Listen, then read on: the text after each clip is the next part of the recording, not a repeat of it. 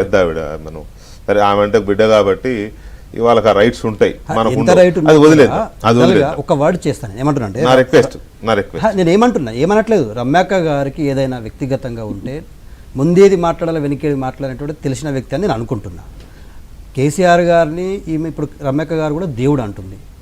ఈమెనే ఇప్పుడు కొత్తగా శోభమ్మ గారిని తీసుకొచ్చి నేను దేవుడు అనలేదు, కవిత దేవుడు అన్నది. ఫస్ట్ మీరు బీఆర్ఎస్ వాళ్ళు అసలు తెలంగాణ మహిళలకు మర్యాద ఇవ్వడం ఫస్ట్ నేర్చుకోండి. ఈమె ఏంటి, ఈమె అనడానికి ఈమె ఏంటి, ఈమె ఏంటి? నేను అవును కేసీఆర్ భార్య అయిపోయింది, కేసీఆర్ భార్య అయిపోయింది. అవును అక్కడ టాపిక్ వయసులోనే దృష్టి పెట్టుకున్నా. నేనేమన్నా పార్లమెంటరీ మాట్లాడాలి. అవును ఖచ్చితంగా మీరు గౌరవించాలా? గౌరవం గౌరవించమని నువ్వెవరు నాకు చెప్పడానికి? గౌరవించమని నీకేం తెలుసు? నువ్వెవరు గౌరవించు? వెంకటకృష్ణ గారు ప్లీజ్ నన్ను ఒక పాయింట్ చెప్పని. లేదండి లేదు, డెఫినెట్ గా నేను ఇప్పుడు దీని మీద మాట్లాడాను. ఒక ఆడబిడ్డను ఫామ్ హౌస్ కి వెళ్తే 3 గంటలను ఇంటి ముందు నిల్చోబెట్టి అవమానపరిచినప్పుడు నేను అప్పుడు బిడ్డను కాదండి? నేను అప్పుడు బిడ్డను కాదా? 8 సంవత్సరాలు నా కొడుకు చెయ్యిరికి కార్లు. నువ్వెవరు మాట్లాడడానికి? నీ పార్టీకి సంబంధించి మాట్లాడతారు. నేను ఏమైనా మాట్లాడుకునే రైట్ ఉంది.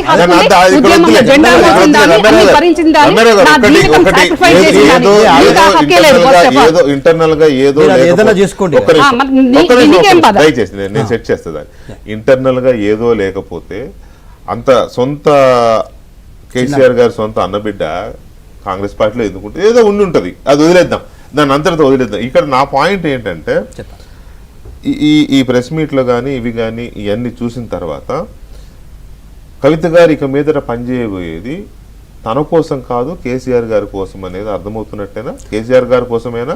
జనరల్ గా కవిత గారు నేడు తీసుకున్నటువంటి ప్రోగ్రామ్ కేసీఆర్ గారికి 2 కళ్ళు, పార్టీ ఒకటి, జాగృతి ఒకటి, ఉద్యమ సమయం నుంచి పనిచేసిన దాంట్లో నుంచి వచ్చినటువంటి అంశం ఏంటంటే కేసీఆర్ గారికి నోటీసులు వచ్చినాయి.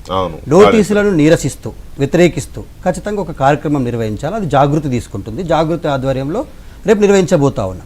నేను అదే అంటున్నా. అవును, కేసీఆర్ గారి మీద రాష్ట్ర ప్రభుత్వము కాళేశ్వరం కుంగిపోవడమో కూలిపోవడం ఆమె వాటి మీద ఒక కమిషన్ ఇదైంది.